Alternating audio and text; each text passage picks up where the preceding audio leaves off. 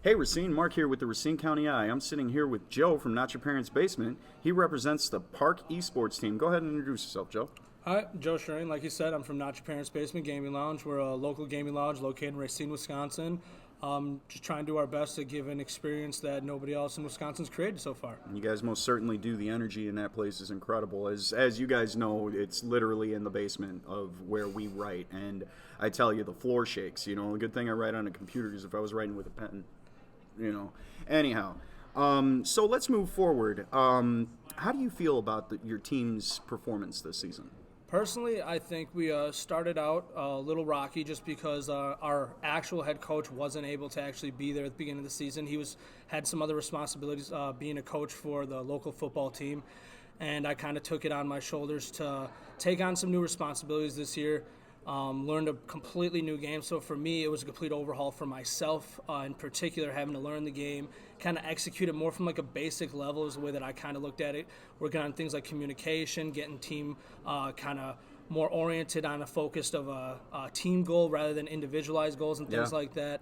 I think they really kind of rallied around that idea of communicating and things like that. You know, it showed as you guys progressed through the season with everything we've watched. We've really seen you guys explode, and we're excited, especially for upcoming, you'll see their choice for MVP. We're excited to speak with Devin and his progression. Do you have anything you'd like to say about why you chose Devin?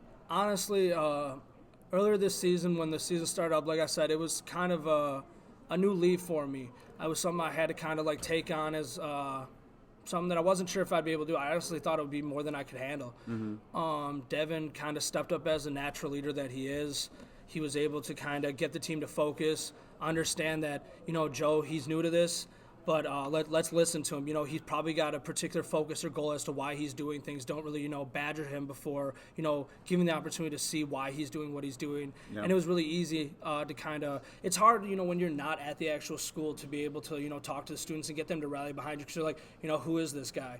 But when I asked him, hey, do you think you can help me kind of get the team focused and stuff like that, there wasn't a doubt in his mind or my mind that he'd be able to do it. And he stepped it up, and he actually was able to get accommodation for National Player of the Month for the month of October based on my recommendation.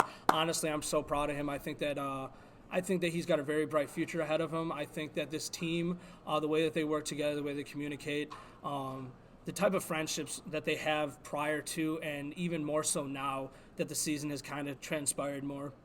And honestly, it chokes me up a little bit to think about it that I don't know what else I'd want to do, honestly. I think that this is something that's really fun, honestly, and I don't know where else I'd want to be. Ain't that the truth, though? Like, who would have thought, when we were kids that this would be a thing, right? Oh, for sure. We sit there playing on Mario, Nintendo, stuff like that. Now they're playing these multiplayers. Yeah, we went from Game Boy to Nintendo Switch. They got rocket cars blowing up things. Seriously, you got a gorilla with a jetpack. Oh, yeah. Good old Winston. Hey, good old Winston. You got to love him. Okay, so then we really see the growth around the community and how the players come together for each other, not just within the school, but within the district. And it's fantastic. We love everything you guys do. Do you have anything that you would say to high schools that might be considering getting an esports program together? Personally, find somebody who's passionate, not only about playing video games, but passionate about youth and making sure that they have a grander future. It's not really about the game as much as it is about the experience that's created from within. I understand they're sitting in front of a screen that they can do the same thing at home, but when you have like-minded people in the same type of environment, whether they're from 3 schools away or not, it gives them a uniform platform to look at each other and say, hey, we're equal, this is our thing, and we can move this together. We're not better than each other, we're not worse than each other, we're equals, and let's push this together. So I think it creates more of a unified structure. Yeah, the only real diversion, the only real separation comes is when the teams are made in game, like red versus blue.